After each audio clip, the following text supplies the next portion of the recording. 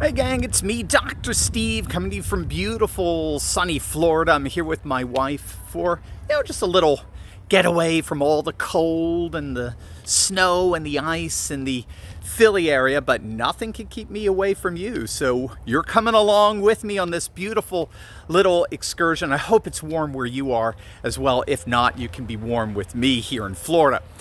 I just had to comment on the latest bombshell ratings that just came out for the Super Bowl's halftime show. I don't know if you've seen these for the Super Bowl in general, but for the Bad Bunny halftime show in particular. And they really are absolutely devastating. Remember, we talked about this last week. We knew that TPUSA, the All-American halftime show, would crush the Bad Bunny fiasco. But not even I, your patriot professor, was prepared for just how bad it was for Bad Bunny and the NFL. So if you don't know, Samba TV, they're a San Francisco-based data analytics company that smart tracks TV ratings. They just dropped the real numbers from Super Bowl 60. And again, frankly put, they are a nightmare for the NFL. Nearly 50 million households tuned in for the game, 48.6 million to be exact. But when Bad Bunny hit the halftime stage, only 26.5 million stuck around. Nearly half the audience vanished. The Super Bowl lost half their audience for the halftime show. Let that hit you. To make it even worse, that's a 40% collapse from last year's Super Bowl halftime show when Kendrick Lamar headlined it. So they lost half their viewing audience, and they were down 40% total viewership when compared to the last Super Bowl last year. Now, of course, the question is, where did that audience go? Where did those mass millions end up? Well, as it turns out, we're now finding out the vast majority went precisely where we predicted they would go. They tuned in to TPUSA's All-American halftime show, a truly American show. Kid Rock, Brantley Gilbert, Lee Brice, Gabby Barrett, an alternative concert streaming live on YouTube, on Rumble, on various TPUSA platforms, and it exploded. It exploded, over 6.1 million concurrent viewers. It turns out it is now officially the biggest, most viewed live stream in YouTube history. Within 24 hours, it racked up over 20 million views on YouTube alone, with TPUSA claiming north of about 30 million all across their platforms. Now, here's where it gets wild. TMZ, right? Not exactly known for being a conservative outlet. They put out a poll on X asking fans who had the better halftime show. This is TMZ who did this, okay? Not Breitbart or anyone else. Who had the better halftime show? Bad Bunny or Kid Rock? Now, they probably expected a layup for Bad Bunny. Well, instead, Kid Rock buried him 65% to 35%. With over 250,000 votes before TMZ quietly shut the poll down. So the internet was obviously not very kind to the woke entertainment industry. And it wasn't just the polls. You're probably seeing viral videos flooding social media showing bar after bar, living room after living room, where Americans either just muted the TV, or they switched to the TPUSA stream on their phones or on their computers, or they just flat out walked away. And of course, President Trump didn't hold back either. He rightly called the halftime show, in his words, quote, absolutely terrible, one of the worst ever. And he's right. And he said it was just basically a slap in the face to our country. Now, if you can believe it, it actually gets a whole lot worse. The fallout from Bad Bunny's halftime show didn't stop at ratings. It landed squarely on the desk of the ultra-woke NFL commissioner, Roger Goodell.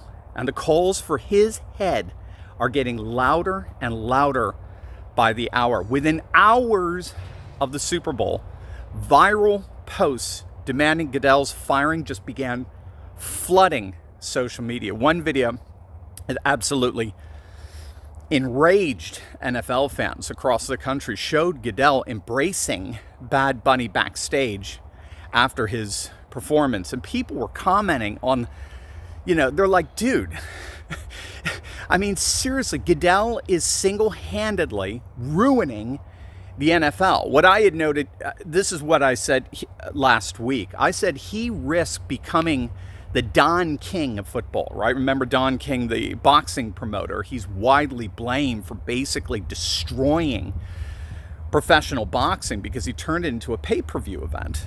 And by turning big fights into rare, ultra expensive events instead of regularly available network broadcasts, he helped shift the sport away from the working class base staple that it always was, Cinderella Man and the like, to an occasional luxury purchase, which ended up hollowing out boxing's mass audience. This is exactly what Roger Goodell risked by trying to internationalize the National Football League. He's alienating the fan base, and as such, he's destroying the game. And so the calls for Goodell's resignation are absolutely exploding as we speak. There's a petition online to try to put pressure on the NFL to get rid of this woke moron before he does any more damage to the brand. But I gotta say, in many ways, unfortunately, the damage has already been done. The worst is yet to come for the NFL, and I'm going to show you exactly how. Gang, the big medical hack of 2025 was several peer-reviewed studies identifying the direct connections between anti-parasitic medications having off-label benefits fighting a wide variety of cancers. And this makes sense. The connection between tumor growth and parasites has been known for years. Now, while the CDC remains silent, they've admitted that millions of Americans suffer from parasitic infections that often go undetected or undiagnosed. This is why Dr. Peter McCullough, Chief Scientific Officer at the Wellness Company and the world's most published cardiologist, says these studies make a clear case to do at least one medical-grade parasite cleanse every year. Well, the Wellness Company's proprietary USA compounded ivermectin and mebendazole is a doctor-prescribed gold standard combination dose designed to help the body eliminate parasites plus other incredible benefits. Each bottle contains 90 capsules, enough to complete 4 21-day cleanses. This high-strength formula cannot be found at your local pharmacy, but the Wellness Company removes all the red tape by making the process fully digital. Fill out a quick intake form, a doctor reviews it, and your medical-grade parasite cleanse arrives in a week. It's time for New Year, New You reset and own your health. Head to twc.health/Turley and use code Turley to save $90 off plus free shipping. USA residents only. The NFL's ratings troubles didn't begin with Bad Bunny. They trace back a decade to the moment the league decided football wasn't enough and that fans needed a side of social activism with their Sunday entertainment.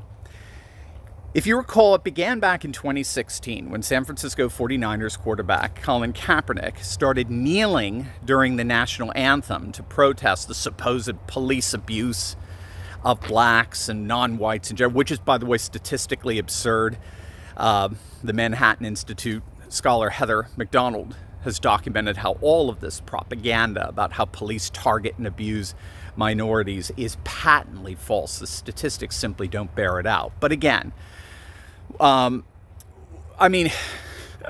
is a movement that doesn't know what a woman is actually care about the truth, if you think it through? Regardless, what started as one player's gesture quickly spread, such that by September of 2017, over 200 players sat or knelt in a single weekend after President Trump called on owners to fire the protesting players, if you remember that. This is in Trump's first term. Roger Goodell, the NFL commissioner, gave his blessing to that behavior. And he required all the broadcasters, the NFL broadcasters, to do the same. But you know the old adage, go woke and go broke, and the market responded instantly. NFL ratings plummeted. They dropped nearly 10% during the 2016 season, and another 10% the following season, 2017. Unprecedented double-digit declines for the most dominant property in American television. A Rasmussen poll found that 32% of American adults said that they were less likely to watch NFL games because of the anthem protests. Another survey, this one was done by J.D. Power. It was of nearly 10,000 football fans. They confirmed that the national anthem protests were the number one reason viewers were tuning out. And then came the 2020 George Floyd summer. And the NFL went all in on this woke nonsense, all in on the Black Lives Matter, painting end racism in end zones and playing the black national anthem before games and letting players wear the names of police shooting victims on their helmets and the like. And the result, opening night, the ratings cratered nearly 20%.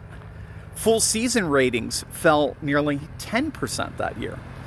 Now, in fairness, the NFL eventually did recover in terms of its ratings, but only after the kneeling stopped.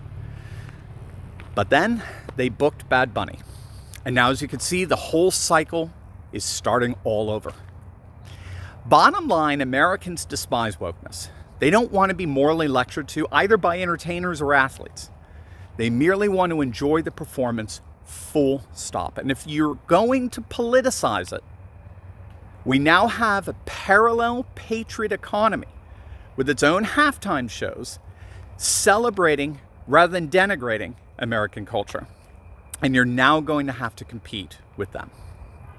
And so in many ways, the damage has already been done here. Roger Goodell stepped into it big time without knowing what time it is.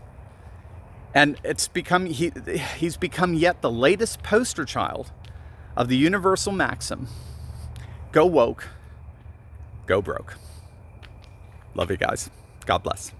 If you want quick, powerful moments from my daily show, stories of revival, victory, and renewal that'll fire you up each and every day, you're going to love Turley Clips. They're short, punchy, and packed with encouragement, perfect for your morning coffee, your drive to work, or any quick break, anytime you need a boost of hope.